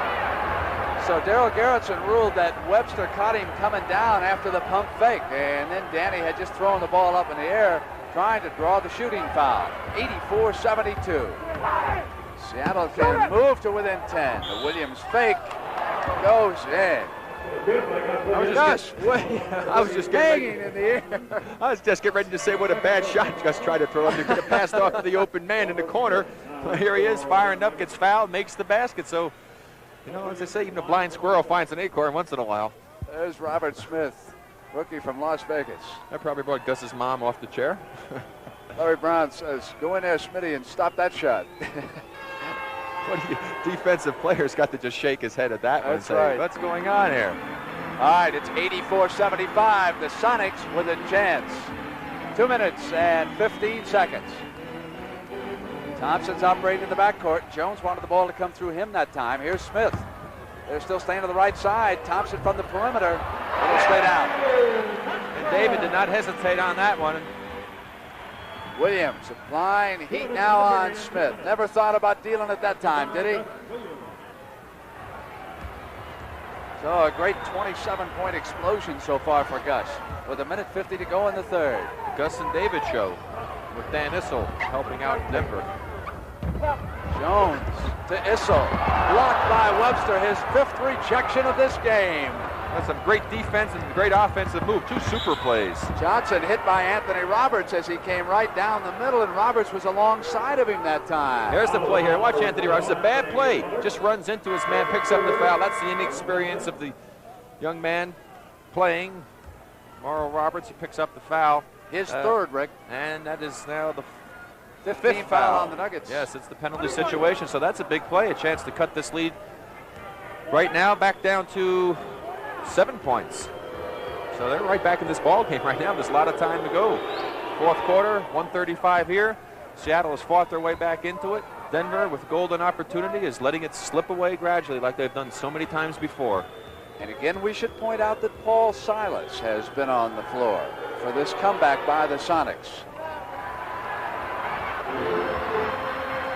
86-79 with a minute 30 to go in the third. Roberts Seals brings Thompson with him. Dennis Johnson uses the Sikma screen. Hillman off to Wilkerson.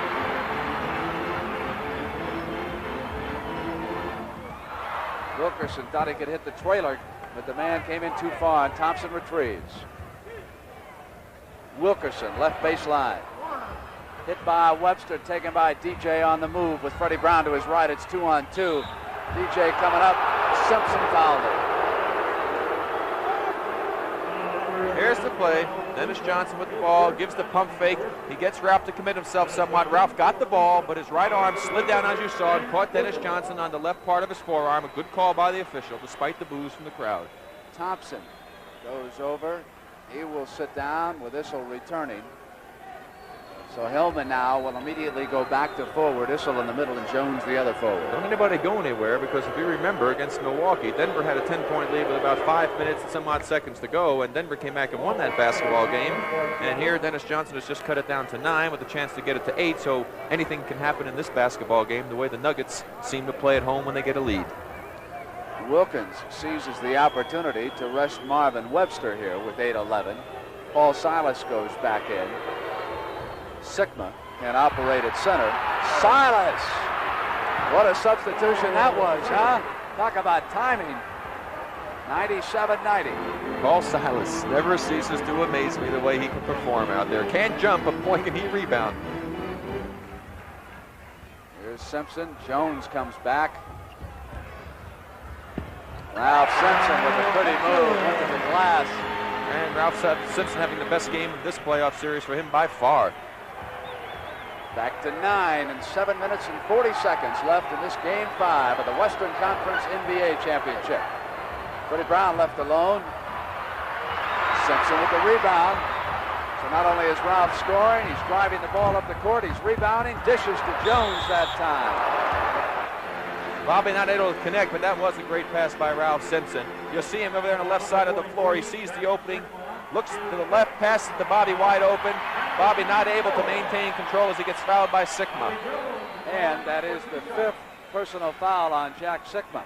So Lenny Wilkins faces still another decision with the Sonics now in the penalty, and the Nuggets only with 1 team foul. And again, Fred Brown was shut out in the first half here, just like he was the other night back in Seattle. He came up with 11 points in that 4th quarter, and he still does not have any points. And there you're looking at Fred Brown, so whether or not he can explode in the last 7:24 remains to be seen. And Gus Williams is starting to get up to come back in. So Williams will try it with 5 fouls. And so Lenny electing to go with his offense. He's got Williams and Brown, the 2 outside shooters in the ball game now at the same time. John Johnson is there.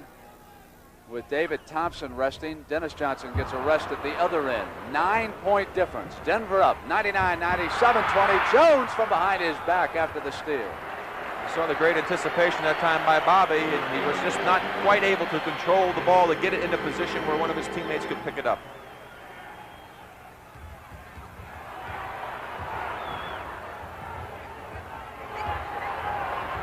Issel jumps out and he goes back. Gus on the double pump. 7-point difference. He can do no wrong. Issel breaks to the hoop, charges into Sikma, and they're going to call the foul on Sikma. That's it. Jack Sikma has fouled out. I thought that one could go either way. And there's the crowd reacting to it, waving bye-bye, Jack. We watch the play again. Here's Issel coming. Sikma tries to get in front, establish the position. Really couldn't tell right there. It looked to me when watching it, when it was live, Brent, that was a situation where Sikma was moving over. Issel had committed. I talk about that a great deal. It looks a lot of times like a charge. You said you thought it could go either way. Once that driver picks up that back foot, if that man isn't already in position, I feel it should be a block. Daryl Gerritsen agrees with that. Evidently Jake O'Donnell did on that play. One thing about Issel, he sometimes puts his head down on that charge, and you can jump over in front of him and take up position. I've noticed him several times in this series. Looks a bit like a fullback coming through a hole. 7 minutes now, and it is 101 to 92.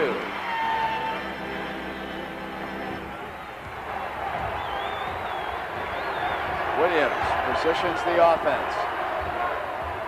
Hillman. Now it is John Johnson. Marvin Webster has replaced Sikma. Rebounding, cross-court pass now to Freddie Brown.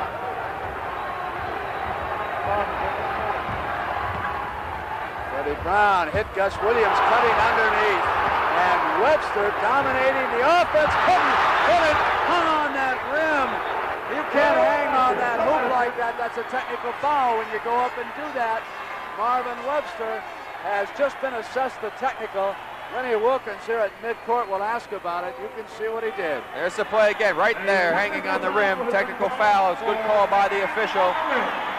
We'll see right here. I would say one thing, though. He sort of got bumped down underneath, and the officials weren't able to pick that up. And I think that's why Lenny Wilkins is off the bench. He felt there should have been a foul called, and he has good reason to be upset about that, because there's no question, as you saw in the replay, that Darnell Hillman definitely bumped Marvin Webster. So that's a big play, Brent. That's a turnaround there, a three-point swing, possibly 5 points, because Denver's going to get the ball back. Came at a very inopportune time for Seattle, and Lenny's quite upset about it.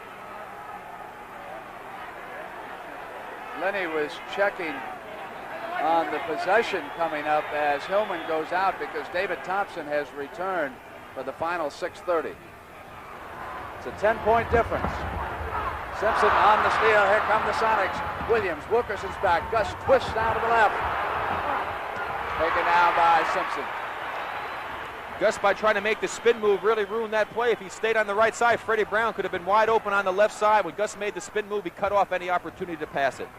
Good defense by Bobby Wilkerson. Issel putting it down on Marvin Webster, and the foul called against Marvin.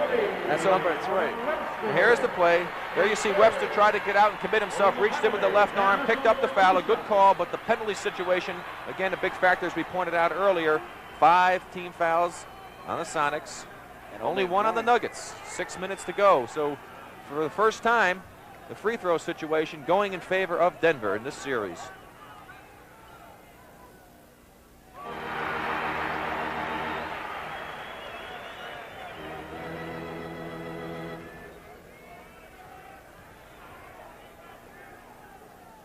That's 25 points for Issel, 28 points for David Thompson. They have keyed the Nuggets offense. 5:57.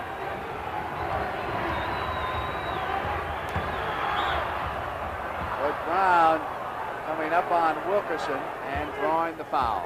Wilkerson and Fred have had quite a battle going on in this series. Here we see Fred right there. Wilkerson called for a little underneath motion, kind of moved his body in to knock Fred's legs. Brown trying to get up on that scoreboard. This is his quarter.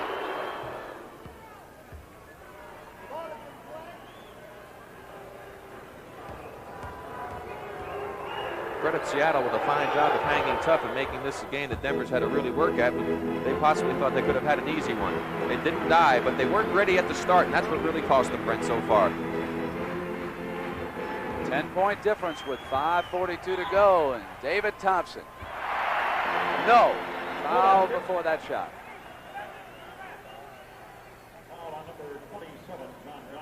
There's John Johnson picking up the foul right there, reaching in, pushing David Thompson. Fred Brown would have gotten him also, so they had their choice on that one.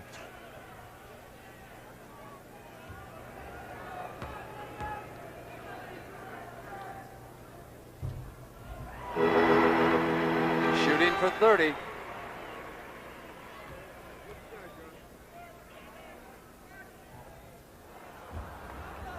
.105.94 and 5 minutes and 36 seconds, and the Nuggets still not in the penalty. 2 team fouls against them. And here's where Milwaukee turned the ball game around in that game. Let's see if Seattle can try to do it here. John Johnson spins out.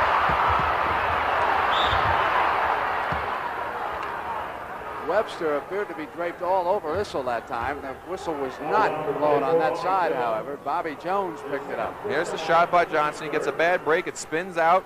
Now let's watch the contact in here. There you see it was a loose ball. No foul. It's a good play by the official. Johnson gets it up, good hustle. Seattle hanging tough, chance to cut it back down to 9. Still plenty of time to go in this ball game. Defense is what will do it for the Sonics if it's going to happen, Brent. They must keep Denver outside and hope that their percentage falters somewhat. 16 points here this afternoon for John Johnson in Game 5.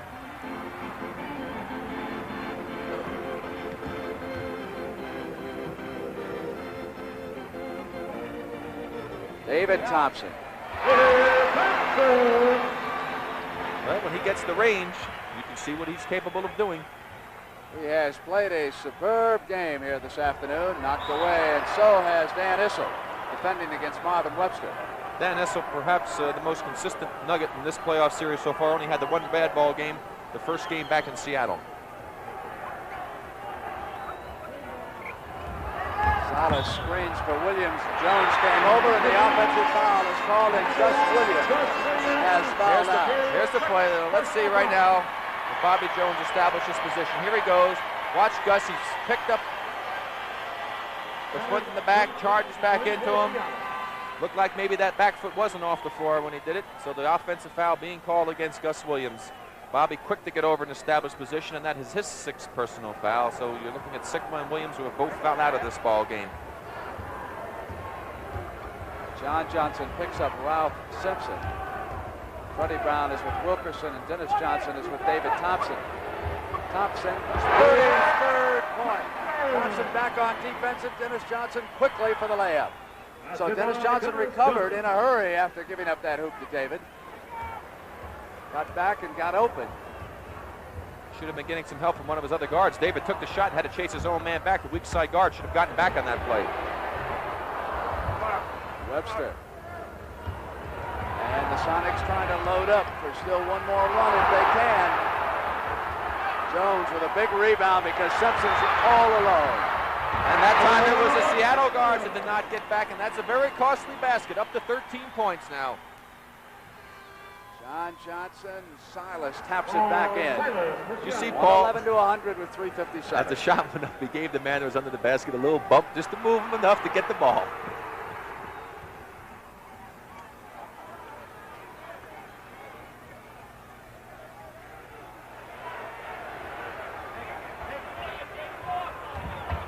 Johnson comes over to help out on David. Here's Wilkerson. Hits Jones. So the penetration that Denver's been able to get at different stages of this ball game has been very costly. Seattle was able to shut that down quite effectively in the last 3 games that they won, but they haven't done it here this afternoon. Webster rolls one up from outside, and he's furious. And he didn't also get a free throw while he was looking at the referee. They hit Issel here at the other end. And that's what you talked about, Brent. That's exactly what Dan Issel did that time. He put his head down and was going to make the move to the hoop. Webster had good position, and he did pick up the offensive foul. You see it right there, Webster with good position. Dan just crashes right into him. 3:10, 113 to 102. Gus Williams' totals today, 15 of 33, 1 of 1, 4 rebounds, 5 assists, 31 points. Freddie Brown heating up here in the 4th. 113, 104, 256. There's time, but only if Seattle can stop Denver at the other end.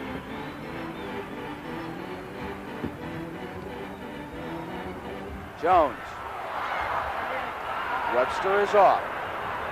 2:39. Again, they had good penetration. Bobby was just not able to put down the shot, but a good opportunity. Johnson hits it. It's 113, 106. 7 points, and they've got it back. They can go to 5. Spun out. But there's John Johnson, who was fouled, no question, from behind.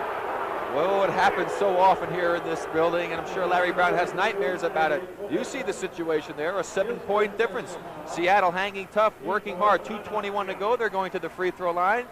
2 shots for John Johnson, a chance to cut it back down to 5 points. A lot of time to go.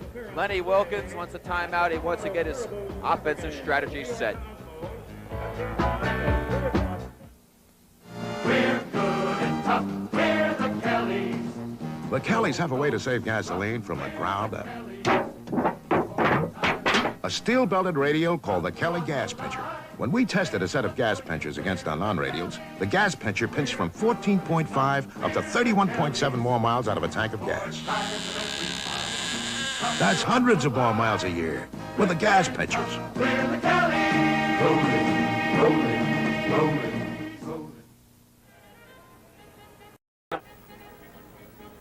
We are back for the final 2 minutes and 21 seconds, unless there's an overtime. I'm Brent Musburger with Rick Barry, and the situation is quite simple. Denver must win to force a 6-game back in Lenny Wilkens Arena. I'm saying you stay there to a point. All I'm saying is you stay here. Like if he has the ball, like he penetrates a couple times, right? You back off of him here. Take the baseline. Now if he pulls up for a jumper, they're fine. See, but he calls on him and then he penetrates. Now he's picking it up. Listen, we don't want him penetrating so he's dishing off. Make him throw up the shot. Now he passes it to somebody, Fred. Now you stay here, and then if you see someone else going, you're the guy that can come over and help. Okay? All right. We've got to block off and get those boards, too, every time that shot goes up. Now listen, make sure every time that we're going to the board, we want to stay up on the defense. Now listen, we don't want to try and steal the ball unless they make a bad pass.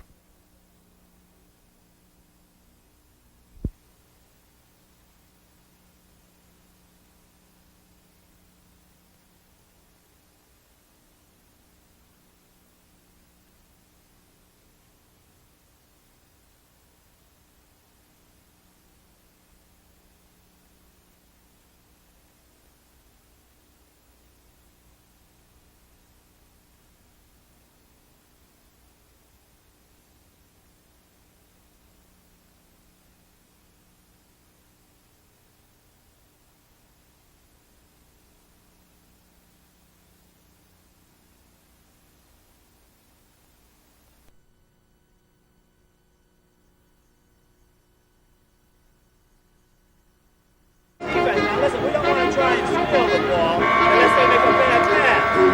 But we want to rush the ball. Okay? Now, when we come down, Coming up right after this action, the Colonial National Invitation. And Lee Trevino still clinging to that lead over Hurd. One stroke. And the man Lenny Wilkens was talking about over had to be David Thompson. They must keep an eye on him now. Well, actually, Brandon, who he was talking about was Bobby Wilkerson. He was talking about Freddie Brown guarding Bobby Wilkerson, and he makes the penetration. And he said, you've got to shut the baseline off so he can't get inside and dish off with the easy opportunity. We talked about penetration. Lenny's concerned about it.